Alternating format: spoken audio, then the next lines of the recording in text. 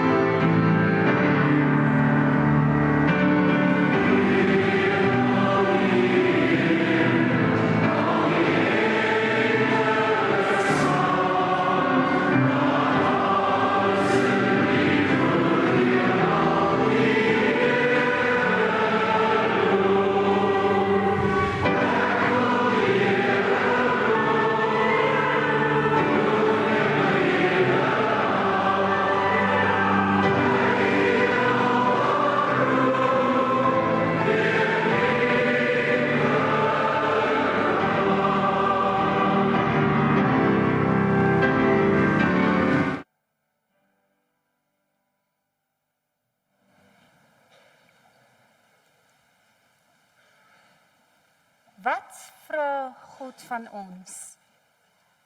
Dat ons hom sal lief hê en ons naaste soos onsself. As deel van vanoggend se oproep tot verootmoediging, lees ek graag vir ons die gedig getiteld Redes, geskryf deur Koos van der Merwe, waarna ons 'n oomblik vir stil gebed en verootmoediging gaan gee. As U kan, o help my verstaan, vra ek die ou profeet. Is daar 'n antwoord? Wat is die rede, wyse Vader, dat mense moor, dat lande verwoes, dat gelowiges uitwis, dat bemindes haat.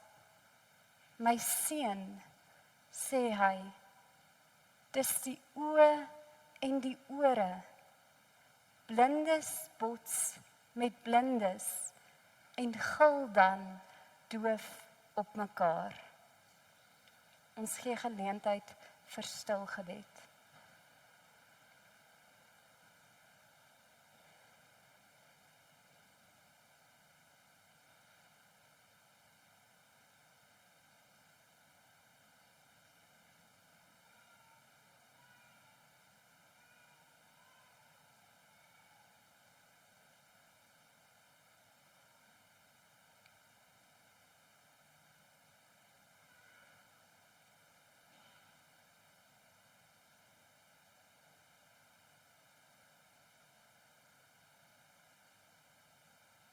Amen. Ons genadeverkondiging vir oggend uit Jesaja 35. Ek lees die vertaling uit die Bybel vir dowes. Julle moenie bang wees nie. Kyk, julle God sal kom. Julle God kom en hy sal julle red. Dan sal die blinde mense weer kan sien en die dowe mense sal weer kan hoor. Dan sal lam mense soos 'n takbok spring en stom mense sal sing. Kom ons sing as danklied, lied 188, vers 1 tot 2. Kom dank nou almal God, lied 188.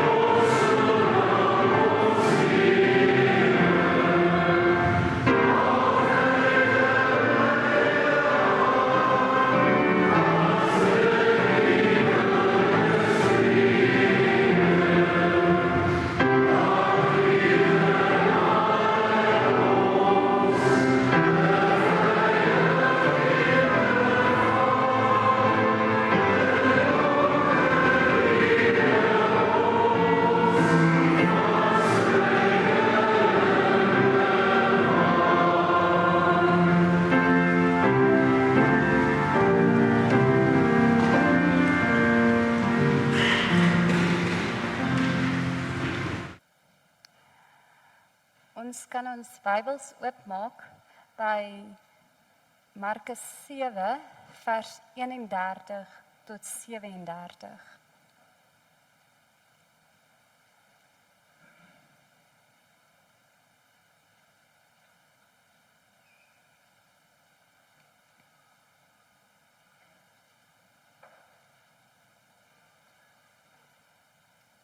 Voor ons saam gaan lees, saam gaan luister, kom ons bid eers saam.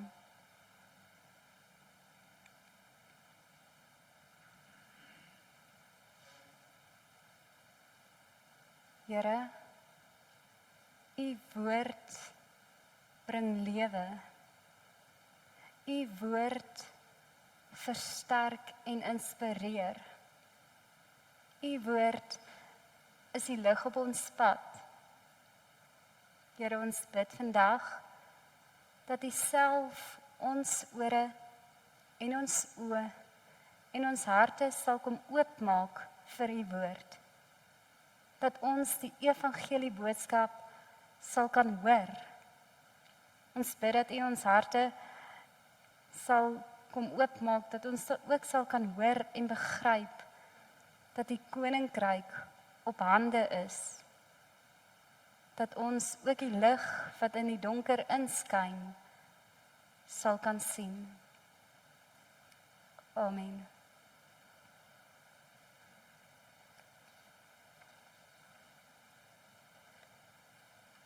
Markus 7. Jesus het weer uit die gebied van Tyrus vertrek en deur Sidon na die see van Galilea gegaan, deur die gebied van Decapolis. Hulle bring toe iemand wat doof was met 'n spraakgebrek na hom en smeek hom om die man die hande op te lê. Nadat hy die man een kant toe geneem het, weg van die skare af, het hy sy vingers in die man se ore gesteek, gespoeg en sy tong aangeraak. Nadat hy na die hemel opgekyk het, sug hy en sê vir hom, Ephata, dit is, gaan oop. En dadelik is sy ore geopen, die band van sy tong losgemaak en hy kon normaal praat. Jesus het hulle beveel om dit aan niemand te vertel nie. Maar hoe meer hy hulle dit beveel het, hoe meer het hulle dit uitbasyn. Hulle was uitermate verwonderd en het gesê, hy het alles goed gedoen. Selfs dowes laat hy hoor en stommes laat hy praat.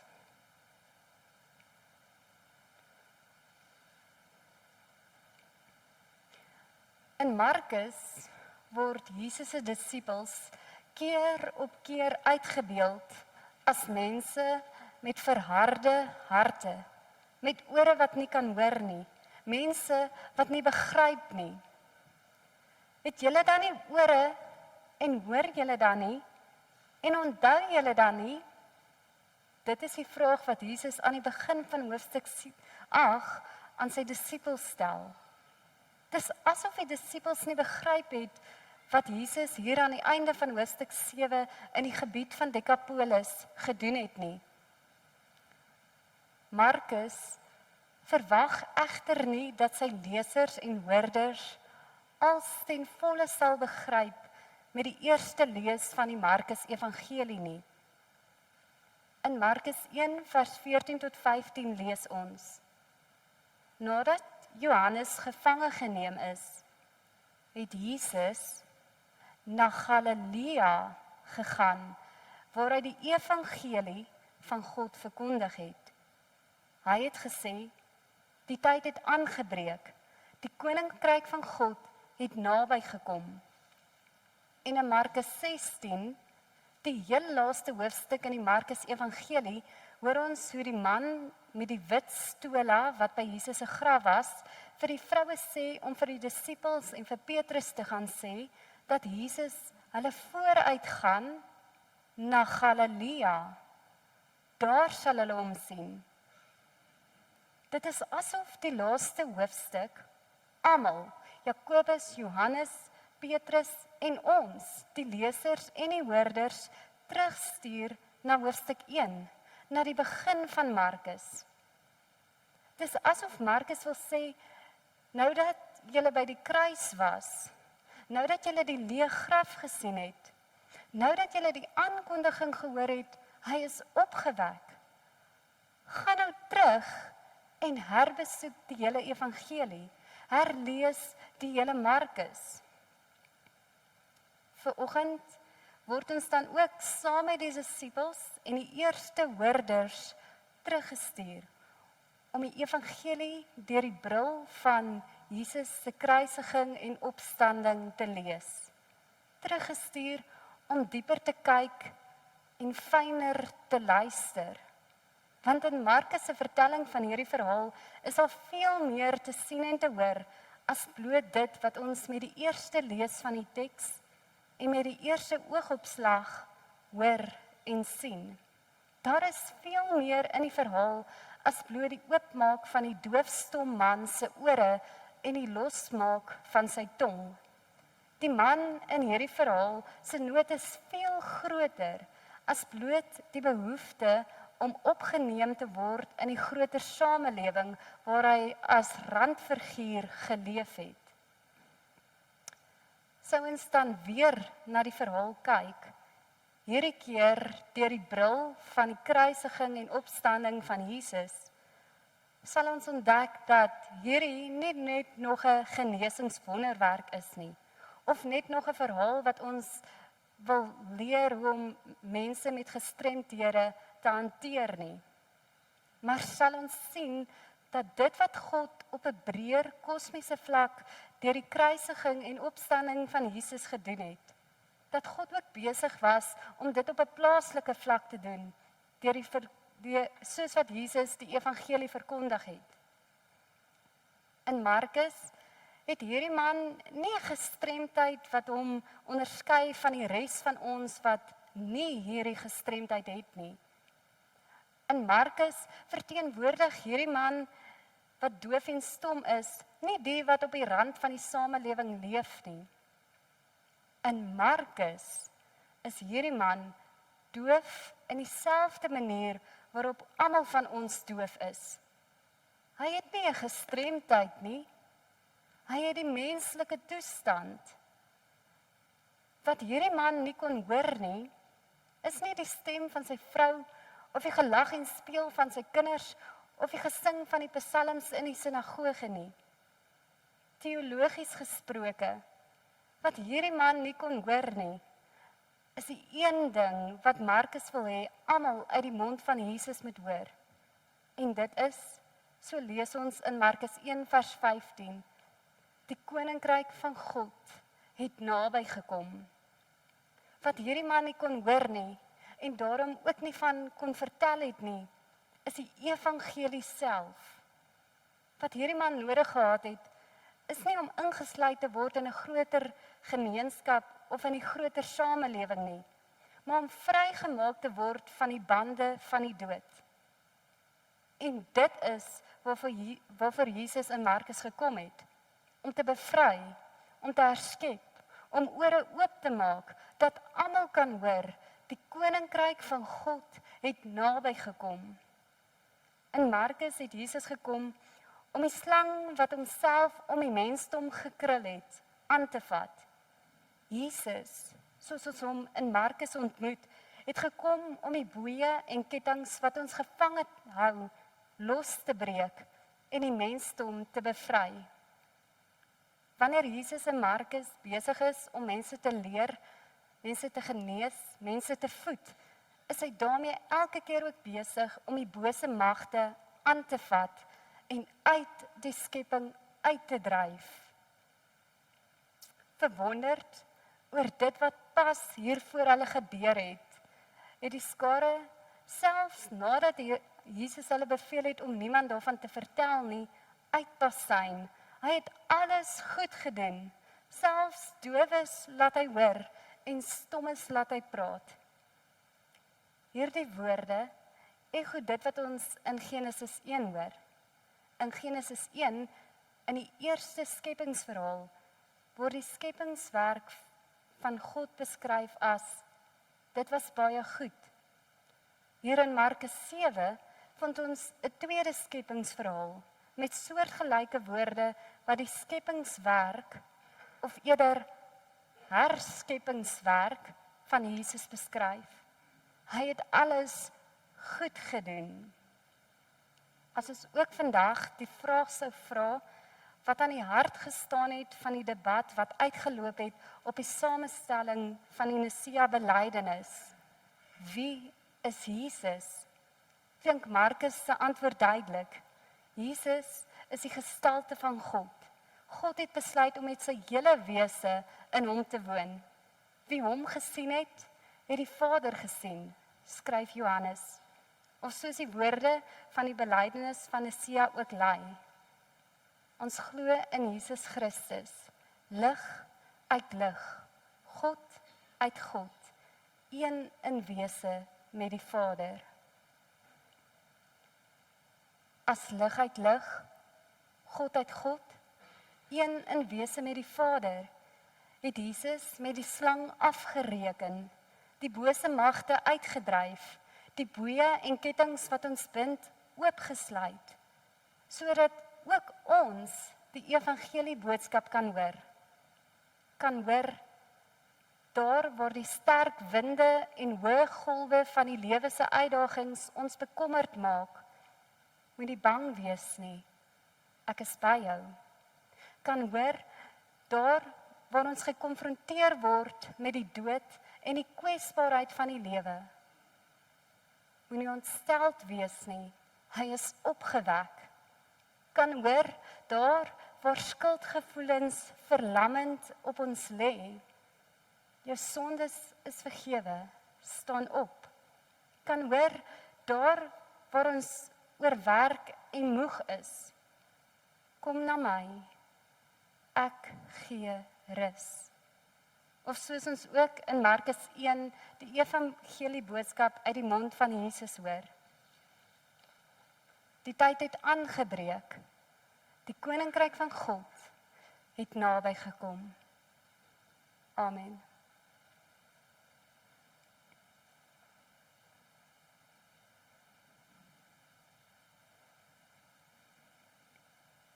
Here, ons dankie dat ons vanoggend weer saam uit die woord kon lees en weer u woord kon aanhoor, daarna kon luister. Dankie vir u herskepingswerk. Dankie dat u dowe ore kom oopmaak, dat almal die evangelie kan hoor en lewe kan vind. Here, ons bid vir oë wat sien, ore wat hoor, harte wat sal begryp dat die koninkryk naby gekom het. Ons bid vir daar waar oorlog is. Ons bid vir daar waar mense ly as gevolg van ander se geestelike doofheid en blindheid. Ons bid vir ons hier by Berg en Dal, dat ons ook u evangelie boodskap ter harte sal neem en daaruit sal leef. Dankie dat u ons ore kom oopmaak en ons oë laat sien, dat ons ook kan begryp dat die koninkryk van God naby gekom het. Amen. Ons gee geleentheid om die Here te dien met ons dankoffers.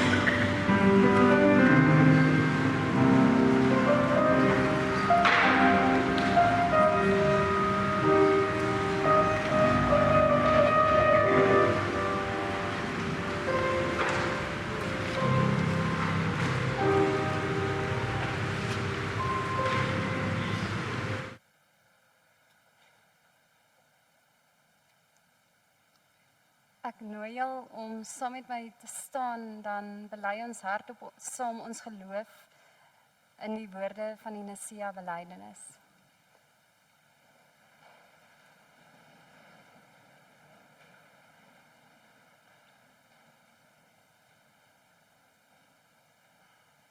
Glo jy in God die Vader,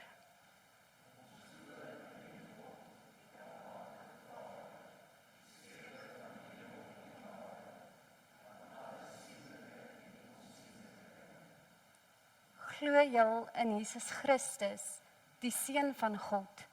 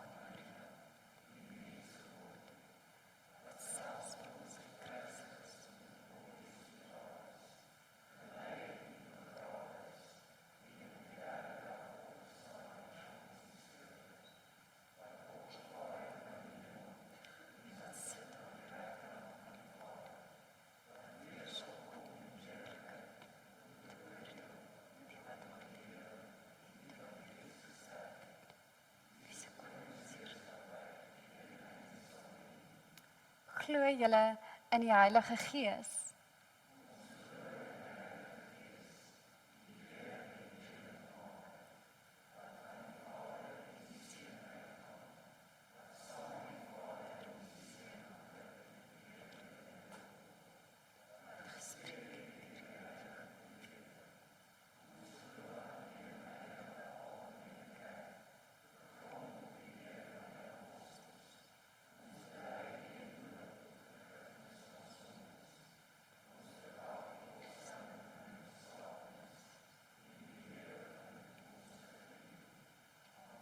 Ons kan net so staan, dan sing ons saam ons slotlied, lied 411, vers 1 tot 3. Kom almal, laat jou stem verrys. Lied 411, vers 1 tot 3.